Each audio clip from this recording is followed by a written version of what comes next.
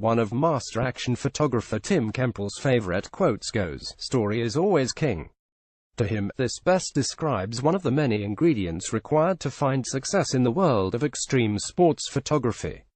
Famous for shooting extraordinary athletes, Kemple takes great risks for his reward, resulting in photographs that tell epic stories. From rappelling down cliffs and suspending from wires to dangling out of helicopters, Kemple fully immerses himself alongside these dedicated athletes to achieve historic action shots, regardless of the side effects, i.e. injuries. His images have been described as multi-sensory, as each photograph highlights countless intricate movements, fearless intensity, anomalous landscapes, and the ever-present danger facing his subjects, many he considers heroes and friends. Well known for his framing and lighting techniques, and a professional climber himself, Kemple dedicates all his energy into finding new landscapes, techniques, and camera gear to capture athletes and spaces no one's seen before. While in between adventures, Digital Trends caught up with Kemple to discuss his latest projects.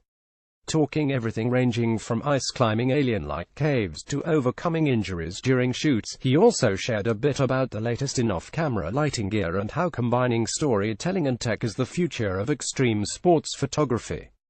Digital Trends: You've been a professional climber for years, then transitioned into photographing and filming professional athletes in wild places. Why the shift? The summer season created overhanging walls of ice unlike anything it'd seen climbed before.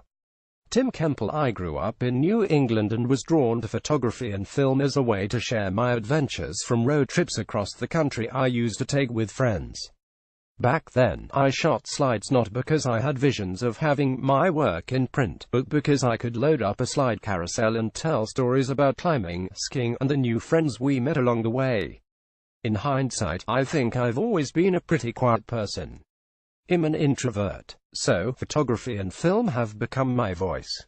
I can turn up the volume or dial it back. It just depends on the stories I'm trying to tell. Athleticism in epic landscapes has always been a common theme in a lot of my work. Many of my friends are some of the best action and adventure athletes in the world, so as technology has enabled new ways of telling stories, it's been a natural fit to have them as the subjects of the work I do. A recent photo shoot in Iceland with world-class climbers like Samuel Elias captured incredible ice formations but also highlighted new territory to climb. Tell us more about this experience and how it all began. A few years ago, I was in Iceland shooting on hiking trails in the southern part of the island for the North Face. While there, I noticed a few brochures from mom-and-pop style companies offering ice treks across the glaciers. There were people standing in these big ice caves, with crampons and ice axes, around the bluest ice you've ever seen. I was curious and wondered, could you ice climb in these caves? Traditionally, the steepest ice climbs are vertical, but here it seemed like running water in the summer season created overhanging walls of ice unlike anything it'd seen climbed before. I returned a year later with experienced climbers, and what we discovered was an ice climbing paradise. Caves, moulins, and icebergs in all shapes and sizes. It was a short trip, but one of the most memorable I'd ever had as a photographer. We just scratched the surface of what was possible as a photographer, and in many ways, the athletes felt they had found the next step of what's possible as ice climbers. This past year, I pitched the idea to go back and explore the glaciers to the North Face.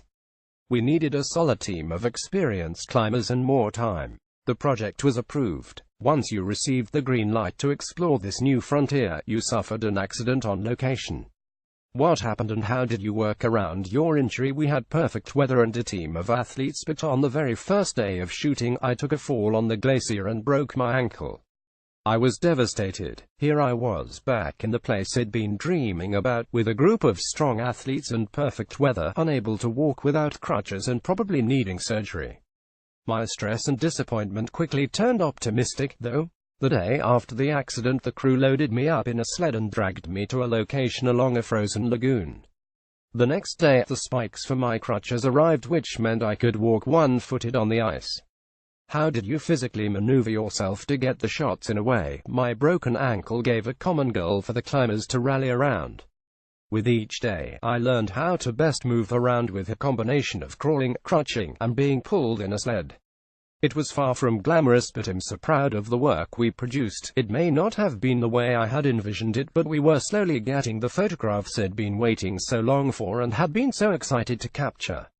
What camera gear did you use during the shoot in Iceland? What works best for you in these icy conditions? I use a variety of gear depending on the subject matter. For landscapes and epic moments I try and use the 100MP Phase 1 XF100 medium format camera system. It has detail and dynamic range that's impossible to beat. In the wet, tight environments, or while shooting from a rope, I use a Nikon D810 and Sigma Art lenses, almost always primes. We also shot a fair amount with a drone while in Iceland, using the DJI Mavic and Inspire 2.